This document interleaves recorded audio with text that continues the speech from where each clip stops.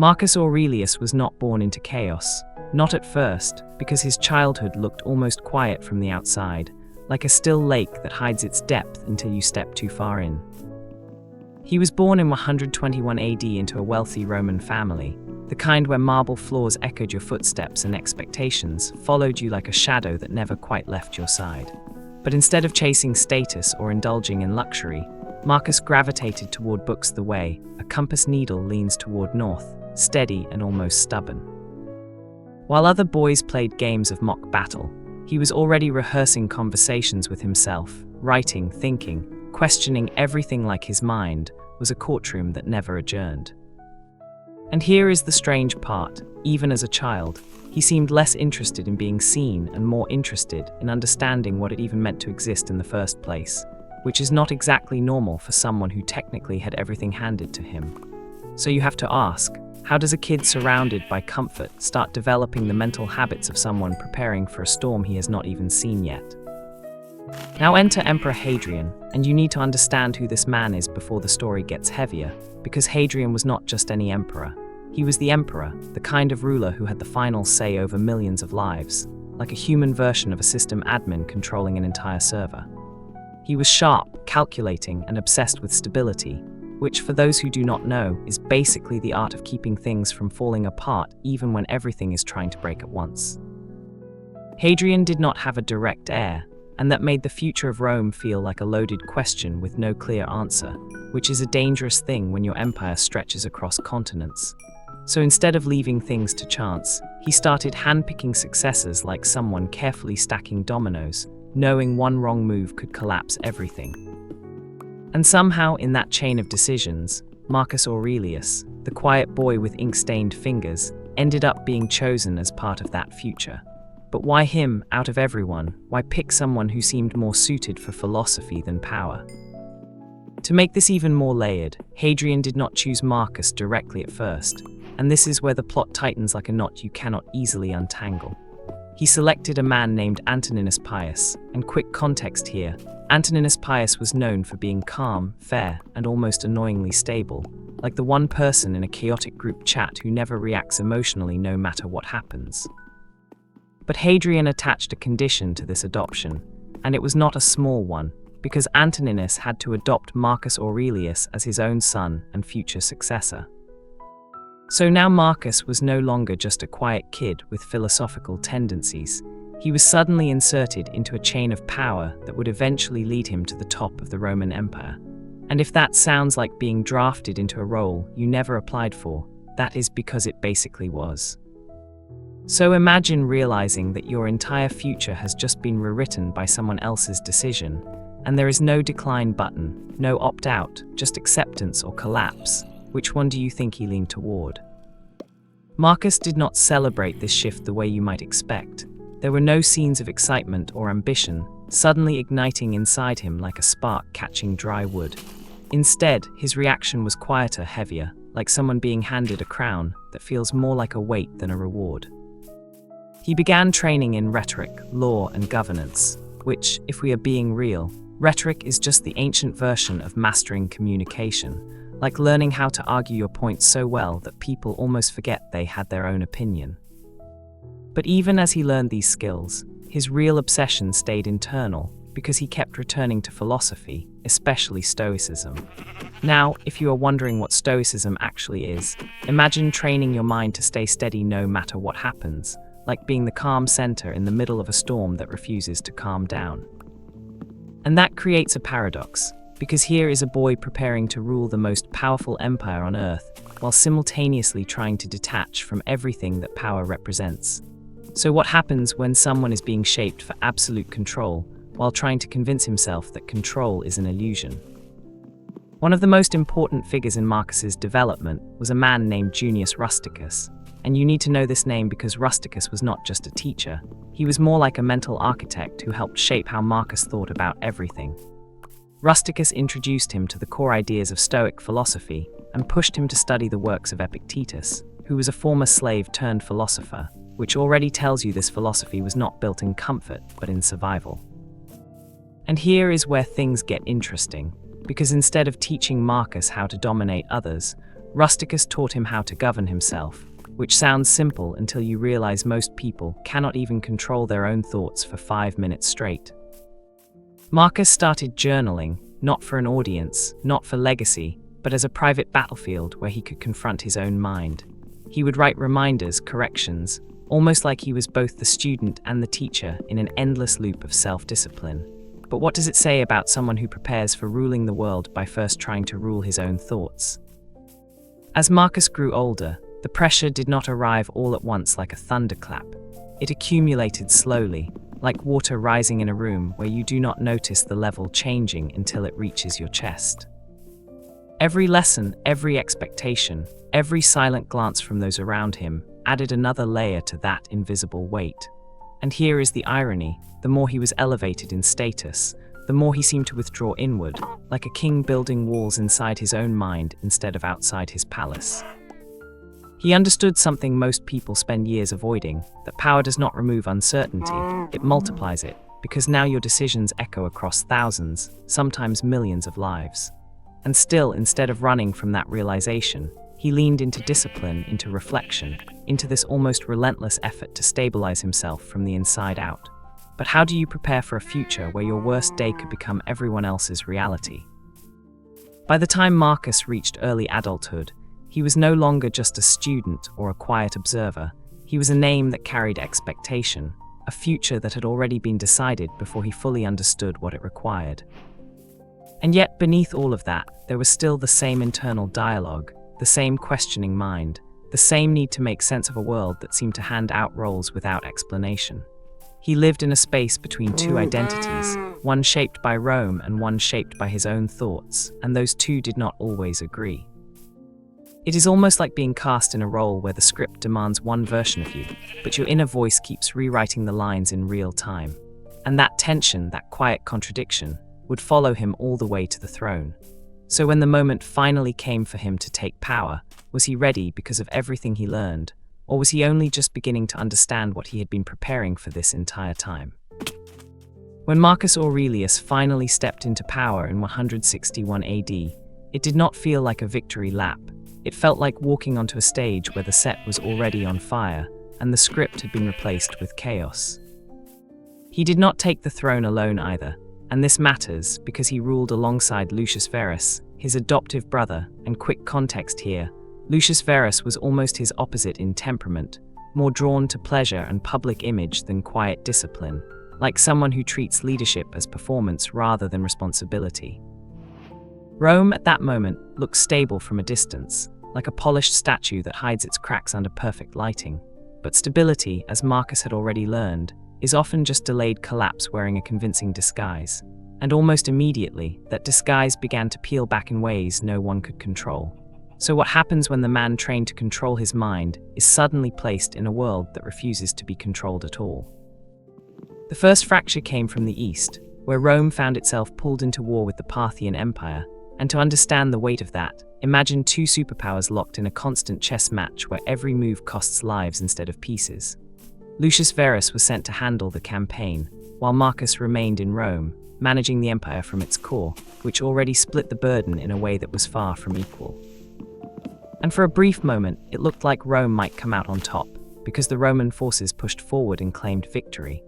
But victory in this case carried something invisible back with it, something far more destructive than any army. Because what returned with the soldiers was not just triumph, it was disease, silent and patient, like a shadow slipping through the gates unnoticed. And no one, not even Marcus, fully understood what had just entered the empire alongside those returning legions. This was the beginning of what we now call the Antonine Plague.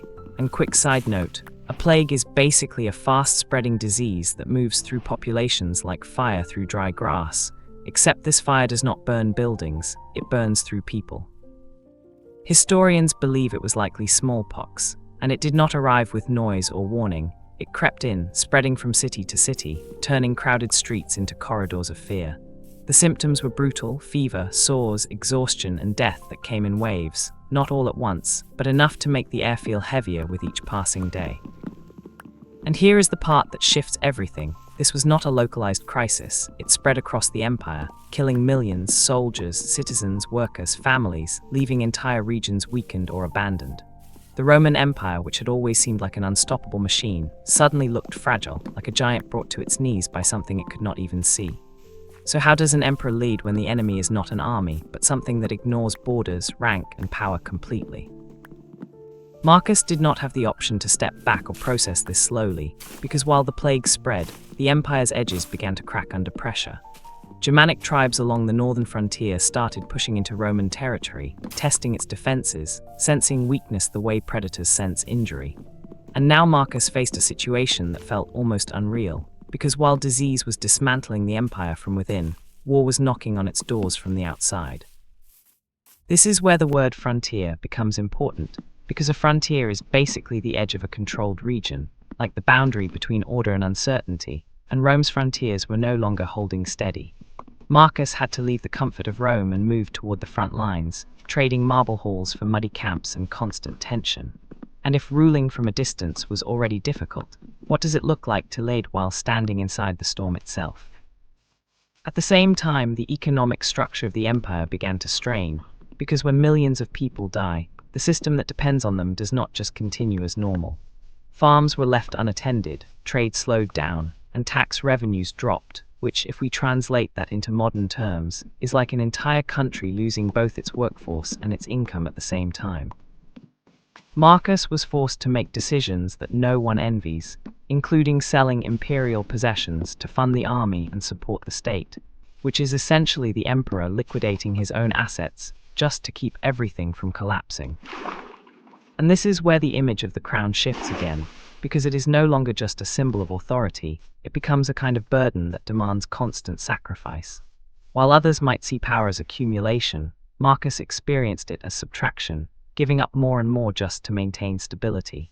So what does leadership even mean when every decision feels like choosing which part of the empire gets to survive?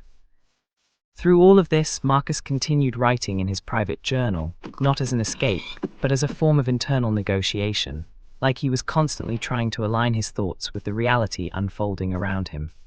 He wrote reminders to himself about patience, about control, about accepting what cannot be changed, even as everything around him seemed to resist those exact principles.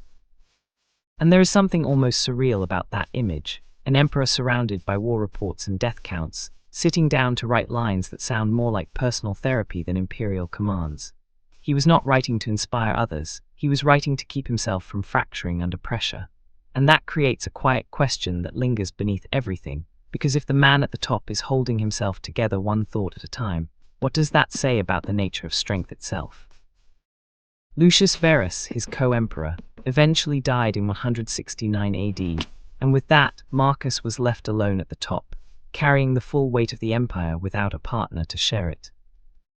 And if that sounds like the pressure doubled overnight, that is because it did. The responsibility did not split itself into manageable pieces, it simply settled entirely onto him. The wars continued, the plague did not immediately disappear, and the sense of instability lingered like an echo that refused to fade. Yet Marcus did not transform into a different person under that pressure. He did not abandon his philosophy or shift into pure aggression or control. Instead, he remained consistent, almost stubbornly so, like a tree refusing to bend even as the storm intensifies around it. And that raises a question that becomes harder to ignore with every passing challenge. Is it actually possible to stay grounded in your principles when everything around you is actively testing them? By this point, Marcus Aurelius was no longer just the quiet boy who loved books or the reluctant heir pulled into power. He was a man standing at the center of one of the most difficult periods in Roman history. The empire was under attack from within and without. The illusion of control had been stripped away, and every decision carried consequences that could ripple across generations. And yet, instead of collapsing under that reality, he kept returning to the same internal discipline, the same habit of reflection, the same effort to master his own mind before attempting to manage the world. It is almost paradoxical, because the more uncontrollable the world became, the more he focused on what he could control internally. And as the pressure continued to build, as new threats began to emerge from places he did not expect, one question started to take shape beneath it all. How long can someone hold that line before something finally breaks? While the Roman Empire roared with chaos on the outside, Marcus Aurelius was fighting a second war that no one could see, and strangely, that invisible battlefield may have been the more dangerous one.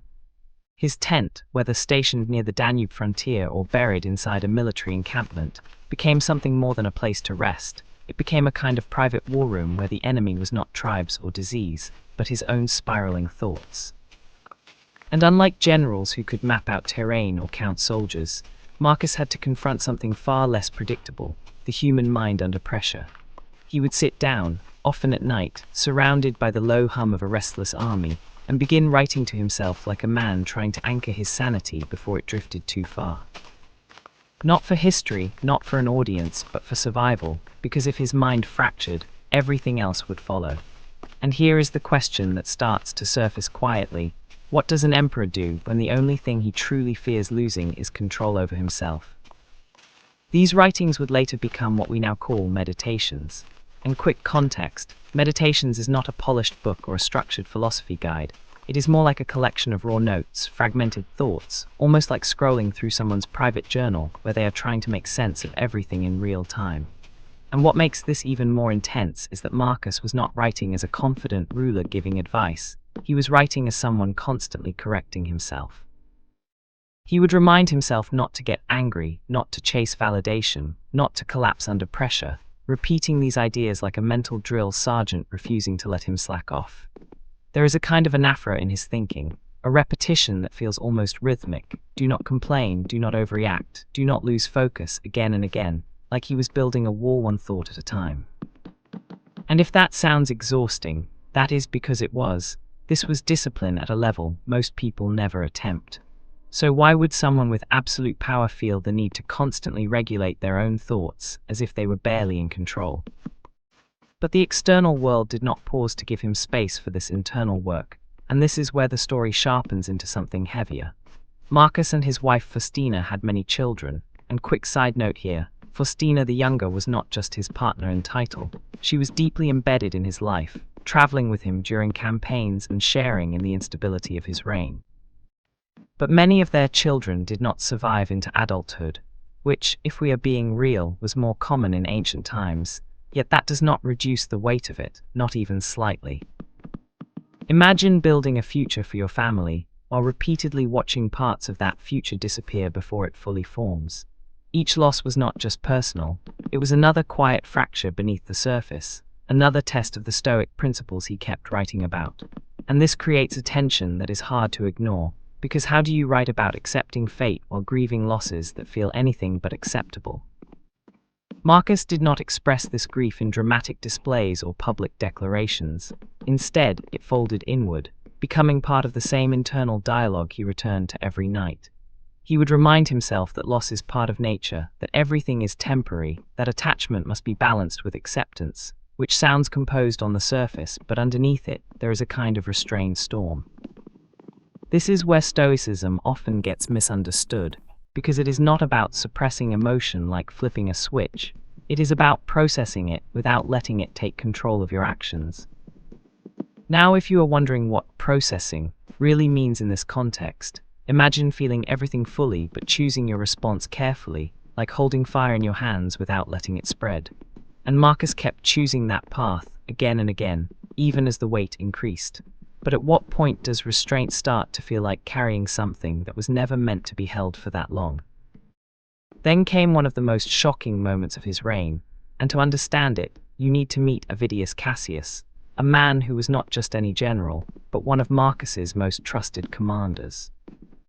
Cassius had proven himself in battle, especially in the eastern provinces, and he was seen as loyal, capable, almost an extension of Marcus's authority in regions far from Rome.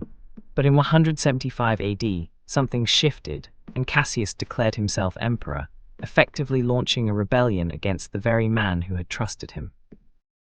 And here is where the word betrayal becomes more than just a label, because betrayal, if we break it down, is not just opposition. It is opposition from someone who was never supposed to stand against you in the first place. News of this reached Marcus while he was still managing wars and instability, adding another layer to an already overwhelming situation.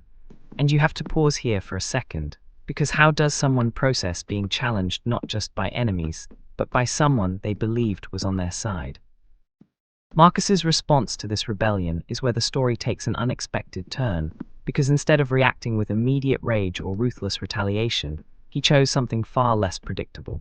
He prepared to march against Cassius, yes, but internally he leaned toward forgiveness, even expressing a desire to pardon him if given the chance. And that sounds almost unreal in a context where power is usually maintained through fear and decisive punishment.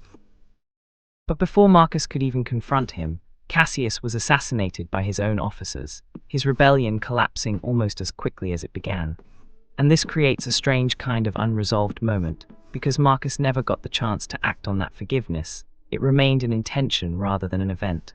So what does it mean to choose mercy in a world that resolves conflict through violence before mercy even has a chance to exist? Through all of this, Marcus continued writing, refining his thoughts, questioning himself, reinforcing the same principles that had guided him from the beginning. His journal became a mirror that did not flatter him. It reflected his weaknesses, his doubts, his constant effort to stay aligned with his values. He wrote about anger, about ego, about the illusion of control, dissecting each one like a problem that needed to be understood before it could be managed. And there is something almost paradoxical about it, because the man with the highest authority in the empire spent his private moments reminding himself how little control he actually had. This was not weakness, it was awareness sharpened to a point where denial could not survive. And as the pressures of leadership, loss, and betrayal continued to stack, one question began to echo louder than the rest. Can someone truly master themselves, or is it a battle that never actually ends? By this stage, Marcus Aurelius was no longer just enduring external crises. He was navigating a constant interplay between the world outside and the world within, each one influencing the other in ways that could not be separated. His life had become a kind of dual existence, one where he commanded armies and governed an empire by day, and then turned inward at night to confront his own thoughts with equal intensity. And instead of choosing one over the other, he committed to both, as if understanding that neglecting either side would lead to collapse. The emperor and the philosopher were no longer separate roles. They had fused into something more complex, something that required continuous balance. And as his story moved toward its final chapters, as the weight of years and responsibility began to settle deeper into his life, there is one question that refuses to stay quiet. What kind of legacy does someone leave behind when their greatest victories are the ones no one else ever sees? By the later years of his reign, Marcus Aurelius no longer looked like a man trying to become something. He looked like a man who had been carved into shape by pressure itself, like stones slowly sculpted by a storm that never quite ended. The wars along the northern frontiers did not magically resolve. The empire did not suddenly return to a golden age, and the plague's shadow lingered like a quiet echo in the background of everything. And yet, what changed was not the world around him, but the way he stood inside it, steady in a way that almost feels unnatural when you consider everything pressing against him. He governed not with explosive force, but with controlled intention, like someone holding a fragile structure together with careful, deliberate movements. And this is where the paradox sharpens again, because in a time that demanded aggression and dominance, Marcus leaned further into restraint and clarity. So how does someone maintain authority in a system built on power while refusing to be consumed by the very thing that defines it? Marcus grounded his leadership in a set of Stoic principles that sound simple on paper but become extremely demanding in practice, especially when applied under constant pressure. One of his core ideas was the dichotomy of control, and quick side note, this concept basically separates everything in life into two categories: what you can control and what you cannot, like sorting your problems into two boxes and only investing energy in one of them. He constantly reminded himself that external events, war, disease, betrayal, were outside his direct control, but his reactions, judgments, and decisions were not. And instead of resisting reality, he practiced aligning himself with it, which, if we are being real, is the opposite of how most people respond when things go wrong. He wrote lines that almost sound like quiet commands: accept this, focus on that, let this go, as if he was training his mind the same way a soldier trains for battle. And here is where it gets interesting, because this was not passive acceptance, it was active discipline, a deliberate choice to respond rather than react. But can that kind of mindset actually hold up when everything around you keeps testing it from every possible angle? Another principle Marcus returned to constantly was the idea of mortality, not as something distant or abstract, but as something immediate and unavoidable, like a clock that does not tick loudly but never stops moving. He would remind himself that life is temporary, that reputation fades, that even the greatest empires eventually dissolve into history, which sounds heavy, but for him, it created clarity rather than despair. Now, if you are wondering how thinking about death could possibly lead to clarity, imagine stripping away everything that does not last and focusing only on what remains meaningful in the present moment. It is almost like removing noise from a signal, leaving only what actually matters. And because of that, Marcus approached decisions with a kind of urgency that was not frantic, but precise, as if each action needed to justify the limited time it occupied. This awareness of mortality did not paralyze him, it sharpened him. So what happens when someone stops assuming they have time and starts acting like every moment actually counts? Marcus also emphasized duty, but not in the rigid, lifeless way people sometimes imagine, more like a continuous commitment to playing your role well, no matter how difficult the circumstances become. He saw himself as part of a larger system, a citizen of the world before being its ruler, which is a perspective that shifts how power is used entirely. Instead of asking what he could gain, he focused on what he owed to his people, to his position, to the natural order of things. And this is where the concept of logos comes into play, and quick explanation here. Logos is a Stoic idea referring to a kind of universal reason or order, like the underlying logic that keeps everything functioning, even when it looks chaotic on the surface. Marcus believed that aligning with this order meant acting rationally, fairly, and consistently, even when it was inconvenient or personally costly. And if that sounds idealistic, that is because it is, but he treated it as a standard to aim for, not a fantasy to admire from a distance. So how do you stay committed to a role when that role keeps demanding more than you ever expected to give? What makes Marcus Aurelius stand out is not that he faced hardship, because many leaders have, but that he managed to move through it without abandoning his internal framework. He did not become cynical, he did not fully detach into cold indifference, and he did not collapse under the weight of repeated challenges.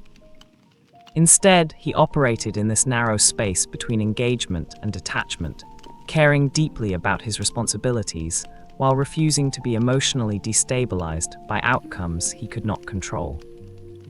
And that balance is incredibly difficult to maintain because it requires constant awareness and adjustment, like walking a tightrope that never stops swaying. He wrote to himself about avoiding arrogance, about staying humble, about remembering that power is temporary and easily lost. And those reminders were not decorative, they were necessary, because without them, it would have been easy to drift into the very behaviors he was trying to avoid. So what does it take to remain grounded when everything around you is designed to pull you off balance? As his life moved closer to its end, Marcus continued to write, not slowing down, not stepping away from the habit that had kept him anchored for so long. These writings, never intended for publication, would eventually be compiled into the work we now call Meditations, a text that feels less like a book and more like a mind thinking out loud across time. There is no performance in it, no attempt to impress, just raw, unfiltered effort to stay aligned with his principles in the face of constant pressure. And that is what gives it its weight, because you are not reading the thoughts of a man after he figured everything out. You are reading the process of someone actively trying to figure it out while living through it. It is almost like standing inside someone else's internal dialogue and watching them wrestle with the same questions that still exist today. And that raises something worth considering, because if these thoughts were never meant to be seen, why do they still resonate so strongly centuries later? Marcus Aurelius died in 180 AD, likely while on campaign near the Danube, far from the comfort of Rome, which feels almost symbolic when you look at the life he lived. He did not exit the world from a place of ease or completion, but from the same environment of responsibility and tension that had defined his reign. And when he was gone, the empire did not suddenly transform into something perfect. In fact, many would argue that the stability he maintained began to weaken after his death. But his legacy was never just about political outcomes or territorial control. It was something quieter, something more internal. It was the demonstration that even in the most extreme circumstances, it is possible to maintain a sense of clarity, discipline, and purpose. And that legacy does not sit in monuments or titles. It lives in those private writings that were never supposed to leave his tent. So if a man surrounded by war, disease, and betrayal could still build that kind of internal stability, what does that suggest about what is actually possible under pressure? Now here is where the story stops being distant history and starts feeling uncomfortably close, because Marcus Aurelius is no longer just a Roman emperor in your mind, he becomes a mirror held up to your own situation. Not a perfect mirror, not a clean reflection, but something slightly distorted that still captures the pressure, the uncertainty, the constant noise that surrounds you every day. Your world may not be collapsing under plague or frontier wars, but it has its own version of chaos, expectations stacking up, distractions pulling at your attention, people shifting in ways you did not predict. And unlike Marcus, you do not have a throne, but you do have something just as demanding, your own mind, constantly reacting, constantly interpreting everything around you. And that raises a question that does not need dramatic music or build-up. If he had to learn to govern his thoughts to survive, what happens if you never do? Marcus's first lesson, and probably the most practical one, is this idea of separating what you can control from what you cannot, and it sounds simple until you actually try to apply it consistently. Because in real life, the line between those two categories gets blurry, your environment affects you, other people affect you, outcomes matter more than you want them to. But Marcus treated this like a daily filter, almost like a mental algorithm sorting inputs. And quick side note, an algorithm is basically a step-by-step system for making decisions, like how social media decides what to show you next based on patterns. He would look at a situation and immediately ask, is this within my control or outside of it? And then adjust his response accordingly. And that small shift changes everything, because instead of wasting energy resisting reality, you redirect that energy into something you can actually influence. So what would your day look like if you stopped arguing with things that were never yours to control in the first place? The second lesson comes from his habit of journaling, and this is where things become extremely actionable, because this is not about theory anymore, it is about practice. Marcus did not journal to document his life, he journaled to correct it, to challenge his own thinking, to call himself out when his mind started drifting into unproductive patterns. And if that sounds intense, that is because it is. This was not soft reflection, it was structured confrontation. Now, if you are wondering how to even start something like that, imagine writing down your thoughts at the end of the day, and then responding to them like a coach who refuses to accept weak excuses. You question your reactions, you rewrite your interpretations, you strip away exaggeration until you are left with something clear and usable. And over time, that process builds awareness, and awareness in this context is basically the ability to catch your thoughts before they fully control your behavior. So what happens when you stop treating your thoughts as facts and start treating them as drafts? The third lesson is about perception, because Marcus believed that events themselves are neutral, and it is your interpretation that gives them weight, which sounds almost counterintuitive at first. If something goes wrong, it feels negative. If something goes right, it feels positive. That seems obvious. But Marcus would argue that the event is just the event, and your mind layers meaning onto it afterward, like adding filters to a photo until it no longer reflects the original image. And this is where you gain leverage, because while you cannot always change the event, you can change the way you interpret it. That does not mean pretending everything is good. It means choosing a perspective that keeps you functional instead of stuck.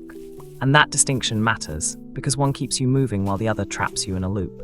So if your interpretation is what shapes your experience, how often are you accidentally making situations heavier than they actually need to be? Another principle Marcus lived by was discipline, but not the loud, performative kind that people post about, more like quiet consistency that compounds over time without needing attention. He woke up and reminded himself that he would encounter difficult people, unexpected problems, resistance, and instead of being surprised by it, he prepared for it mentally. That preparation acted like insulation, reducing the shock when things inevitably went wrong. And this is where a subtle shift happens, because when you expect challenges, they stop feeling like disruptions and start feeling like part of the process. Now, if we translate that into modern terms, it is like going into a tough week already aware that not everything will go your way, so when it does not, you do not spiral, you adjust. And that ability to adjust quickly is what keeps momentum alive. So how much energy do you lose not from the problem itself, but from being surprised that the problem exists at all? Finally, there is something almost hidden in Marcus's approach, something that does not get emphasized enough, and that is his acceptance of imperfection, not as an excuse, but as a starting point. He did not expect himself to be flawless. He expected himself to improve, which is a completely different standard. Every time he failed to live up to his own principles, he did not collapse into self-criticism. He recalibrated and tried again, like a system constantly updating instead of shutting down. And that creates a kind of resilience that is not based on never failing, but on never staying down for long. Now, if we are being honest, most people set standards that are either too low to matter or too high to sustain, and then wonder why consistency feels impossible. Marcus found a middle ground, demanding but realistic, strict but adaptable. So what would change if you stopped aiming to be perfect and started aiming to be consistent instead? At the end of all this, Marcus Aurelius is not just a historical figure or a philosophical reference. He becomes a framework, a way of thinking that you can actually apply in real time. His world was louder, harsher, and far more unpredictable than most modern environments, yet the core battle he faced is still the same one you face now, managing your own mind under pressure. And the tools he used are not locked in the past. They are still available, still relevant, still effective if you choose to use them. The difference is not access, it is application, because knowing these ideas does nothing unless you actively integrate them into your daily life. And that is where the story shifts from inspiration to responsibility, because once you understand this, you cannot really go back to ignoring it. So the real question is not whether Marcus Aurelius was strong enough to endure his world. The real question is whether you are willing to train your mind enough to handle yours.